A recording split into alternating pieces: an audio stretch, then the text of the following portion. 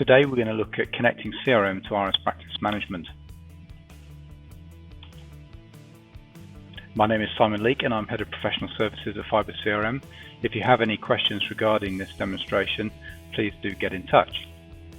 We're going to look at the client journey, and in this demonstration we're going to look at acquiring new clients.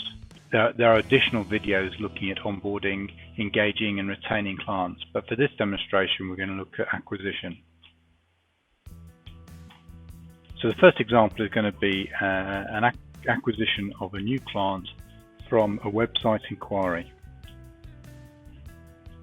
This is a typical example workflow that we see when we talk to clients. So there's a new query coming in from the website, and that will land in somebody's email inbox. Typically that person will add their details into a contact list in Excel and send a reply via email back to the inquiry. The marketing department will also add their details to some marketing list so that they can keep in touch with them through an email marketing platform. They'll pass that email onto a partner, so again it will be forwarded into an email. That partner will then possibly add the details of that inquiry to their own contacts list in maybe Outlook. They may even generate a spreadsheet containing a list of all their current pipeline sales opportunities. As they book meetings with those inquiries, they'll add those to their Outlook calendar.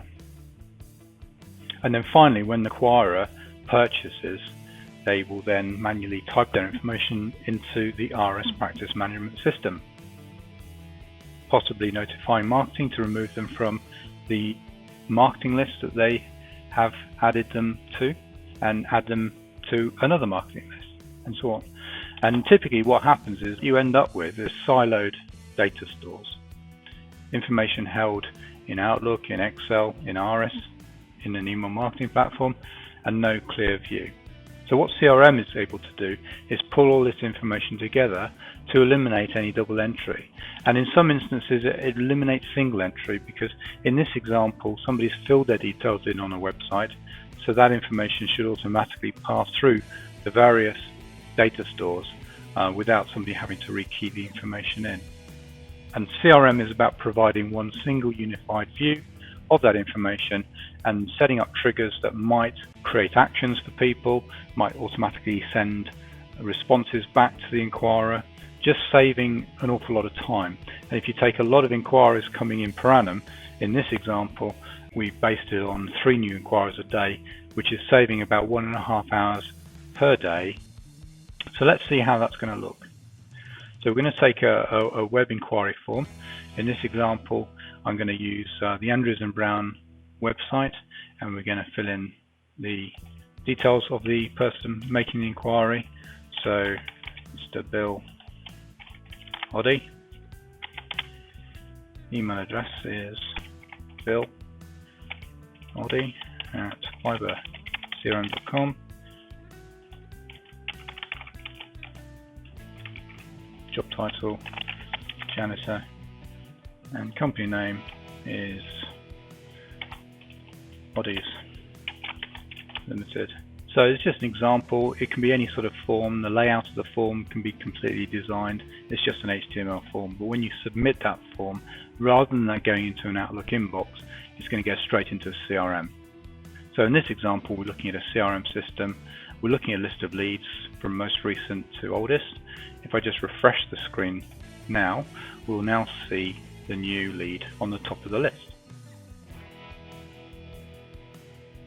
And there we have it, Bill Oddy. We can drill down and have a look at the details of that individual. We can send them an SMS message, we can send them an email, we can start processing that information. And we start building up an audit of every touch point that's happened with that particular client.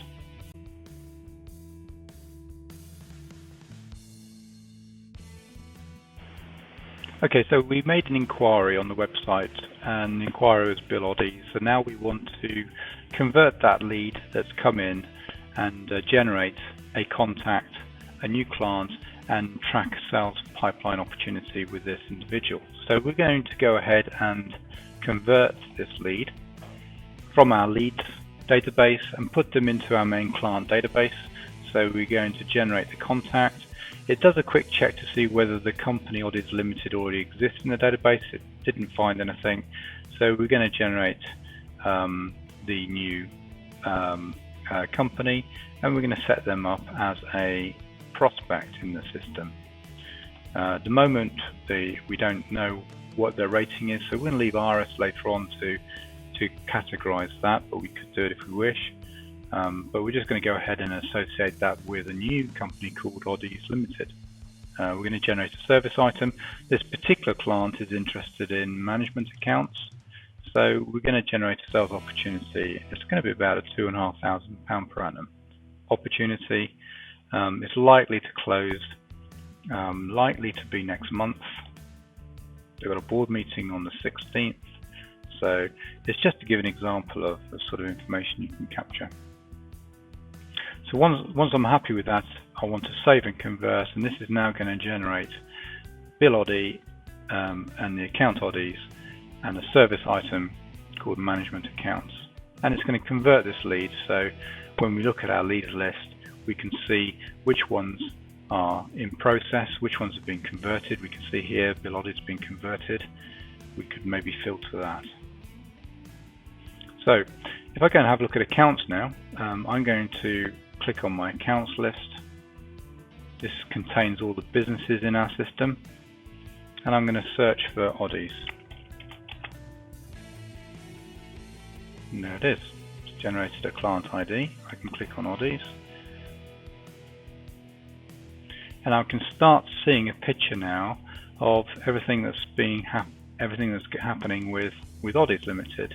I can see what services are taking place, and there's our new active opportunity. It's in blue, which means it's active. If it was won, it would be in green, and if we'd lost it, it'd be in red. But let's say now that this client wishes to proceed. They want to go ahead, so we now want to generate this company in RS. So all we have to do is go to the menu system and choose Create Client in RS. And that's it. So now when we log on to RS, we can now see Oddies Limited. We can see the contact in RS with their name, address, information. And if we then start using RS to generate jobs, those jobs will then come back into the CRM and be visible when we're looking at Oddies. As we scroll down, we can see all the different services, the contacts, where the lead source came from, what jobs are going on. There aren't any obviously at the moment. Thank you for watching. That's another example of how to convert a lead into an account and contact in the CRM, generate services, and then pass the information into RS. This video is one of many.